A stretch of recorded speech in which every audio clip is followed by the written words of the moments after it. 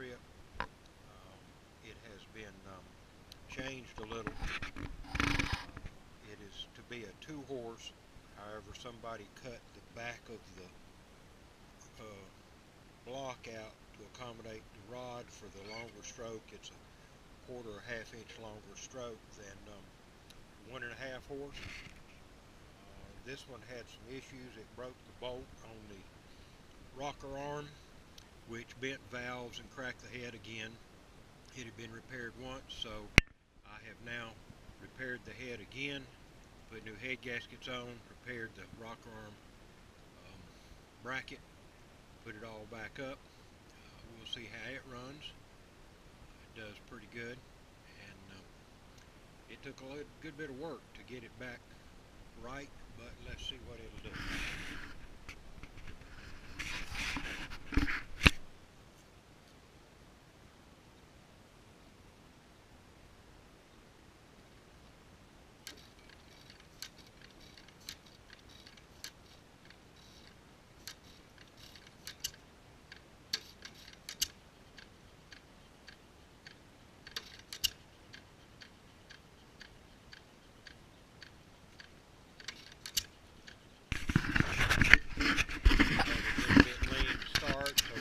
Up. Now we've got it back going. No leaks, so everything looks to be in pretty good shape now. It runs well. I need to put a little stronger spring on the drop back lever. Sometimes it doesn't drop all the way back and catch, so I believe I'll work on that maybe today.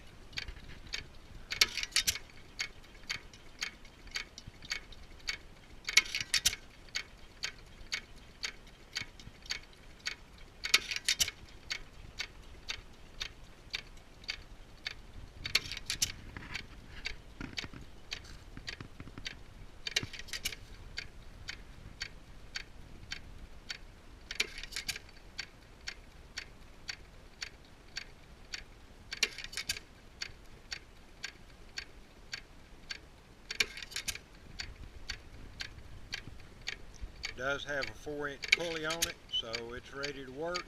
It's in his work clothes. We're going to leave it that way. It doesn't belong to me, it belongs to Jimmy, but I do most of the work on it. So I hope now we've got it going for quite a while.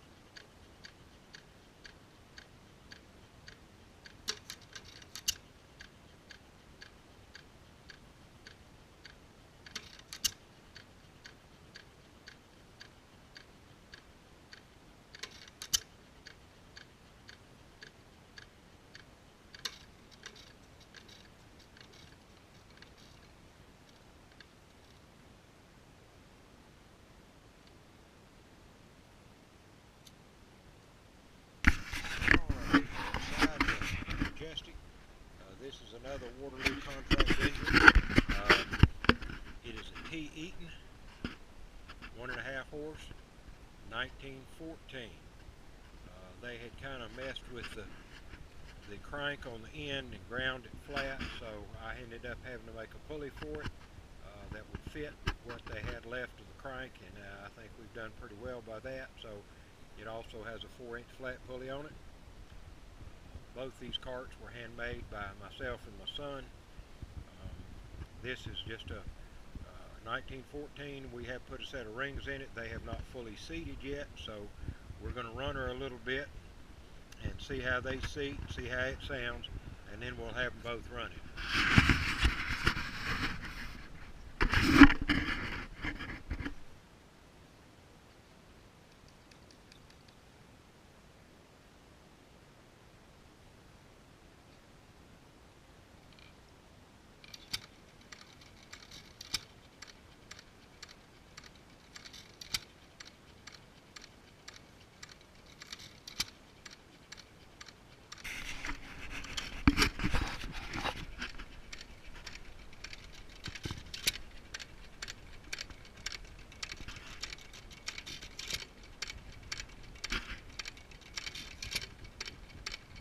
Pulley runs very true, even though they flatten one side of the crank.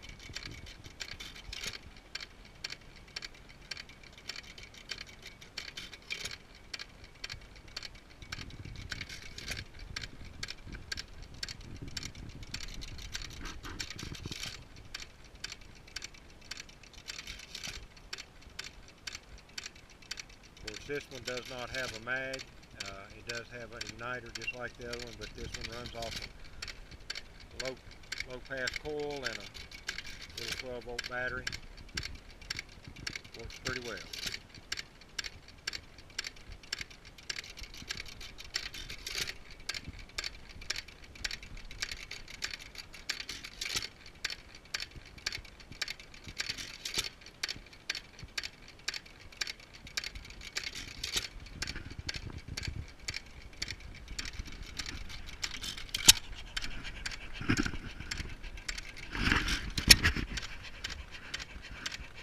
Whether you can hear it panting or not. It pants just like a dog in between strokes because the exhaust valve is kept open.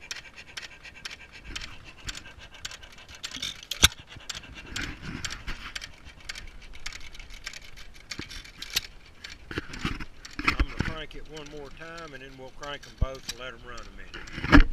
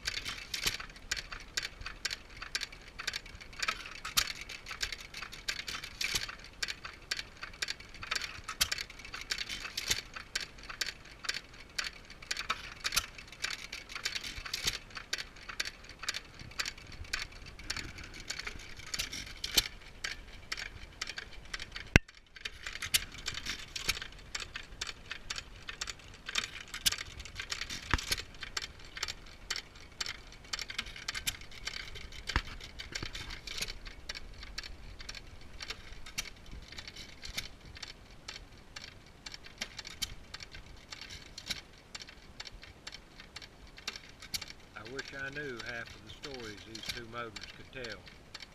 Both been worked on, both been fixed, both have had a lot of use, been run a lot, have evidently done a lot of work in their time. I'd love to know the stories they could tell.